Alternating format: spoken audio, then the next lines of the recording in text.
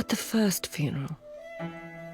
Every rank of nobility and fine people from all over the city, streets and squares and gardens, all a mass of tearful faces and folded hands, and every fabric, and all colours. The sound of prayer, a murmur in every mouth, in so many voices, a waterfall roar. At the second funeral, gaping, shuffling villagers. One poet, perhaps drunk, on his knees with his forehead to the ground, a cripple selling ribbons, a blind man selling pottery, a policeman and his prisoner.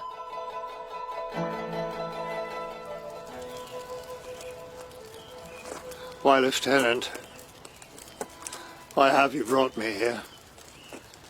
To say a last farewell to your wife? To pray? To confess? I do wish you'd open your eyes. They are without tears. You needn't look ahead, to the last sign of a murdered woman. I have seen enough columns of smoke in my time. Look to your left, Lord Mazago. The man in black and grey, the man with one milky eye. Yes, that man. His name escapes me, but I know him. Do you?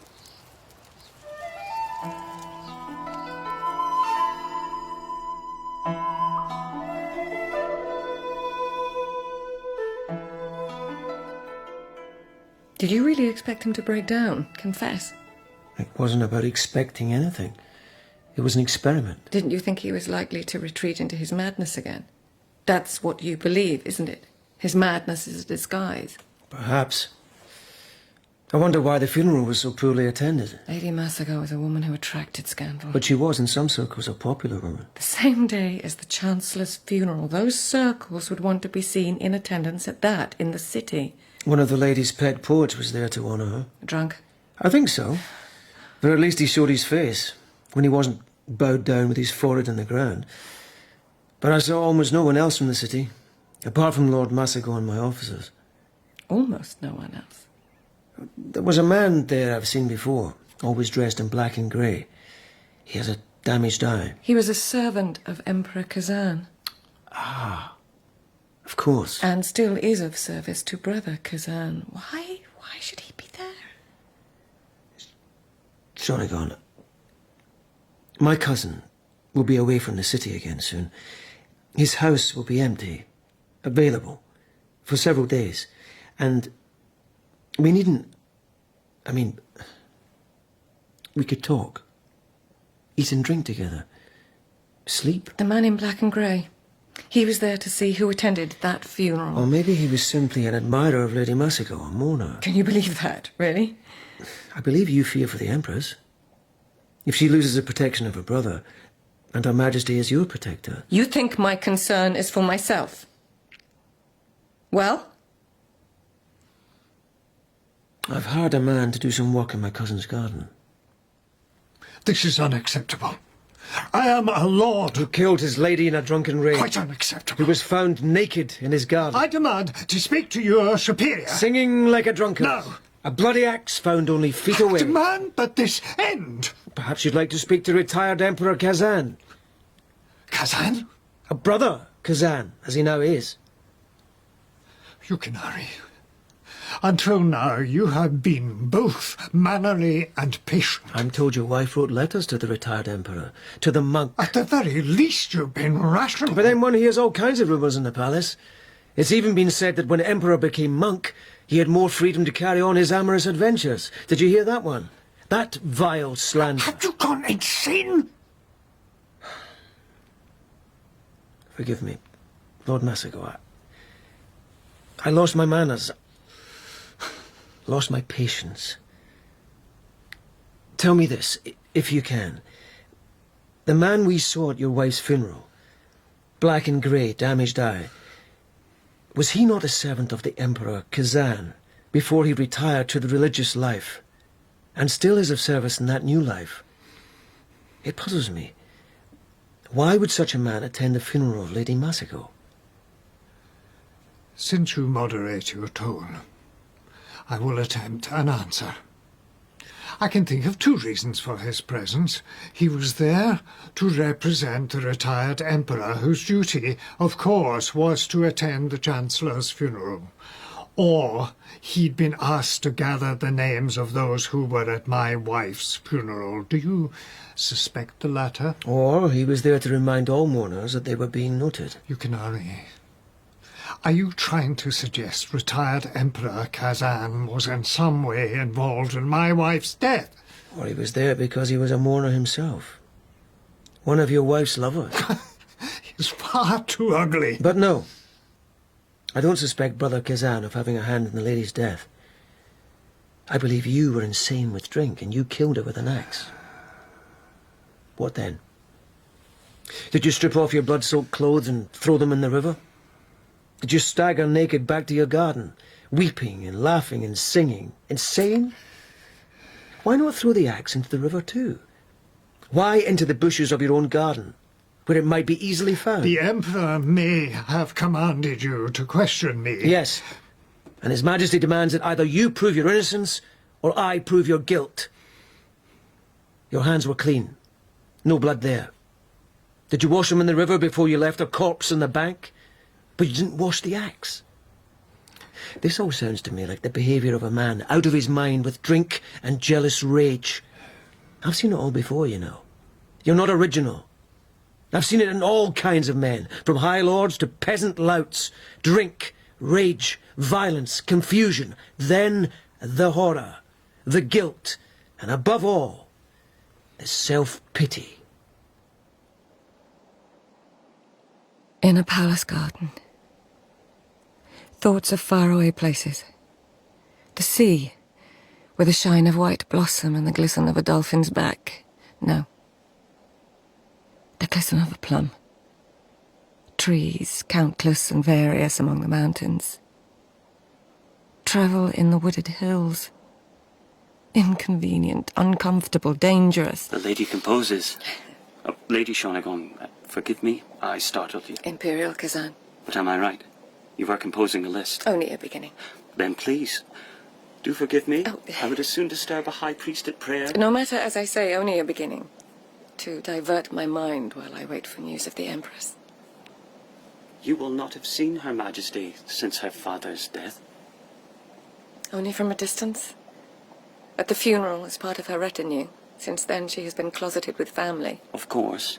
With her brother, Lord Chancellor, and with their councillors. I did expect you, Imperial Kazan, to be one of those councillors. Lord Chancellor, our new Chancellor. Oh, but I am. I have just left the Lord. His sister, our beloved Empress, asked especially that you be reminded of her love for her Lady Shonagon. Lord Mazago, again, I apologize. I have been too heated. Let us pause. Let us be patient and mannerly. The best of manners would produce wine and rice cakes, and then sake. Let us use our imagination. Well, imaginary sake. In imagination, you made of this little room a spacious chamber. I could almost see it. Mats and cushions and a large window. Can you see it now? Here sat Imperial Brother Kazan. Over there was Lord Chancellor, who now that his father is dead will be our new Chancellor, the most powerful man in Japan. Why those 2 remarkable men? Why summon such men to your imaginary room? We know your wife wrote letters to Brother Kazan about the fabulous sights and fascinating people she met in her travels. Did she? Maybe. She also wrote such letters to Lord Chancellor. Maybe she did. I do not know. I do know this. Lord Chancellor admired that lady greatly, and to have the admiration of a man as noble as he, but is admiration the word? I think she enchanted him. Enchanted and mystified. Maybe she even frightened him a little. She frightened other men. Including you? Lord Korechika is truly a man of nobility, of grace, of integrity.